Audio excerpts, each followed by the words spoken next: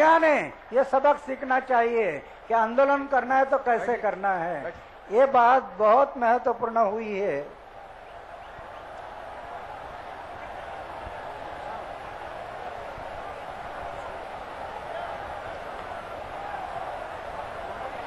दूसरी बात एक स्पष्ट हो गई, आप पूरी देश की जनता के आंदोलन से और एक बात स्पष्ट हो गई कि दिल्ली की पार्लियामेंट है, दिल्ली की संसद है, उससे बड़ी है जन संसद। जन संसद ये सबसे बड़ी संसद है और जन संसद के आदेश के कारण दिल्ली के संसद को यह निर्णय लेना पड़ा। देखा कि जन संसद ये कैसे खड़ी हो गई तो निर्णय लेना पड़ा। अब मेरी विनती है कि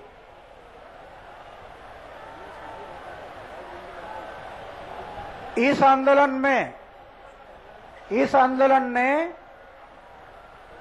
ये विश्वास दिलाया है कि भ्रष्टाचार मुक्त भारत हम निर्माण कर सकेंगे। ये एक विश्वास निर्माण किया है कि इस देश का भ्रष्टाचार यहाँ से खत्म कर देंगे और डॉक्टर बाबा साहेब अम्बेडकर उन्होंने जो संविधान बनाया है वो संविधान का अमल करने के लिए हम आगे के लिए जो प्रयास करना है उसके लिए भी हमें प्रेरणा दी है। क्योंकि जो परिवर्तन हमें करना है, इस देश में जो परिवर्तन करना है वो संविधान के मुताबिक करना है।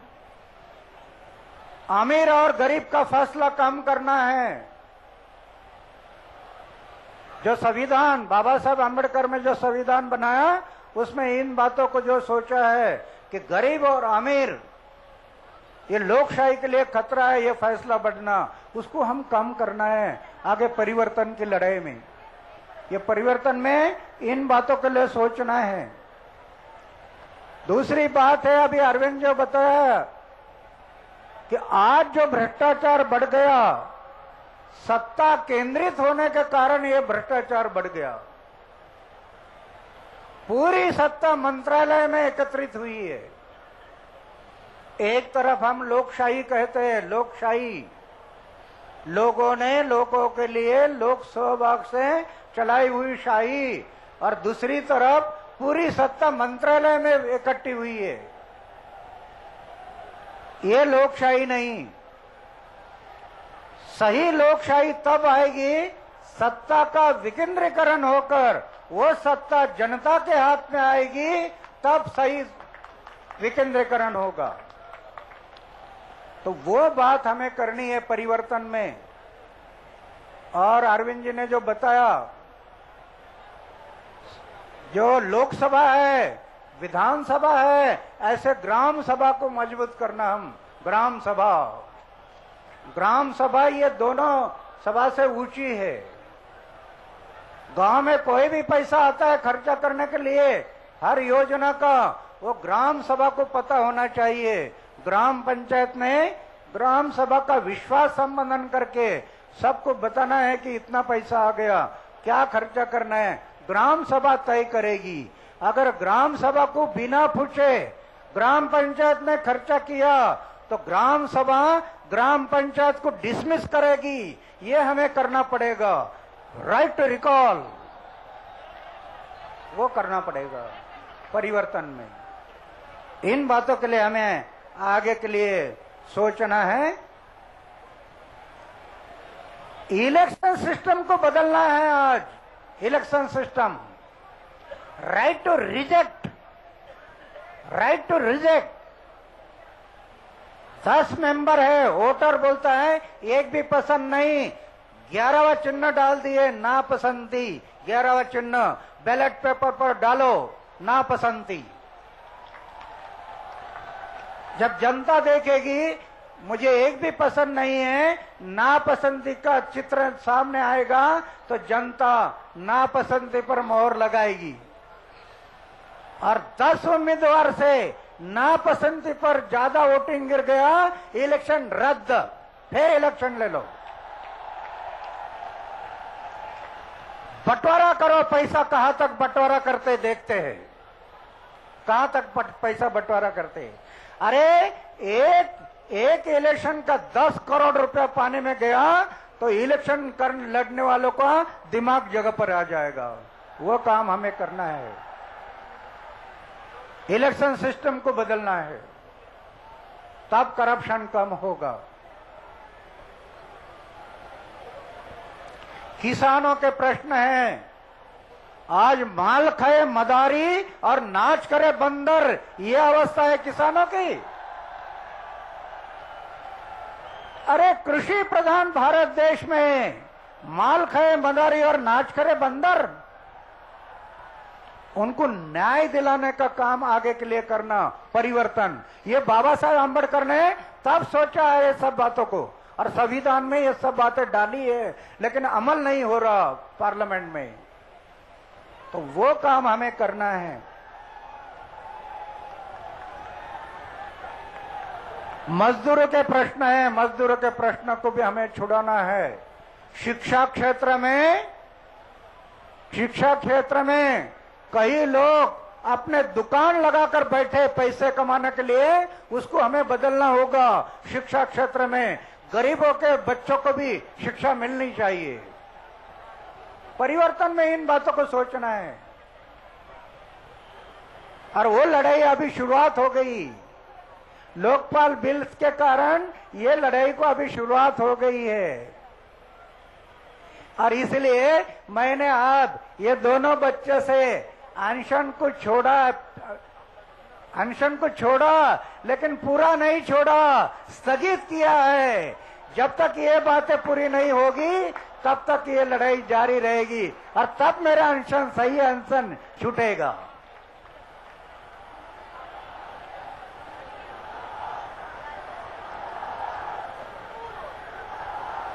आज हम देख रहे हैं भूगर्भ और भूपृष्ठ पर हमारी जितनी संपत्ति है उसका शोषण हो रहा, शोषण।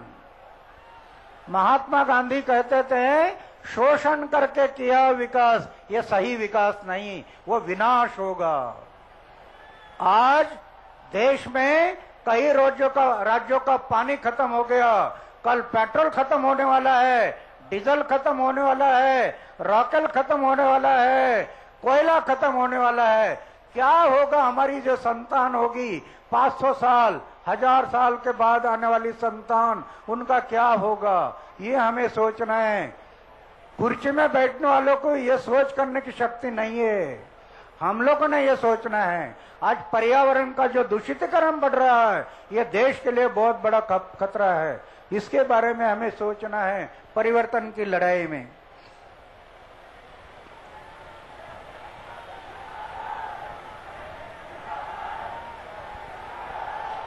एक बात तो अच्छी हुई कि आप सब भारतीय जनता ने जो 13 दिन अनशन किया, उसने एक आशादायी चित्र निर्माण हुआ कि ये सब बातें बन पाएगी।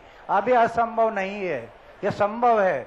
सिर्फ एक ही है कि आज जन लोकपाल के 3 मुद्दे छूट गए, कल पूरा जन लोकपाल भी मान गया तो हम चुप नहीं बैठना, स्तब्ध नहीं रहना, ये मशाल जलती रखना। जब तक परिवर्तन नहीं आता देश में तब तक ये मशाल जलते रहना, ये जलती रहना है। तो मेरी विनती है नागरिक के सभी भाई बहनों के लिए, परिवर्तन की लड़ाई शुरू हो गई है। जब जब ऐसी बात आएगी, मुझे तो अभी लग रहा है कि संसद इनकार नहीं करेगी, संसद इन मुद्दों को इनकार नहीं करेगी। लेकिन बाय द वे इस संसद में इनकार कर दिया तो ये जन संसद को खड़ा होना पड़ेगा फिर से, इसकी तैयारी हमें रखनी है सब लोगों ने। जन संसद खड़ी होना है, इन मुद्दों को हमें जो आगे लेकर जाना है परिवर्तन की लड़ाई में। 3 बातों के लिए हमें सोचना है। और एक बात मुझे महत्वपूर्ण लगी, लोग बीच मीडिया स्टैंड पे आ गए, रुकवा दीजिए। ए मीडिया के पास फिर से लोग आगे आ रहे हैं। मेरी विनती है, हाथ जोड़कर विनती है, थोड़ा पीछे हटिए, थोड़ा पीछे हटिए।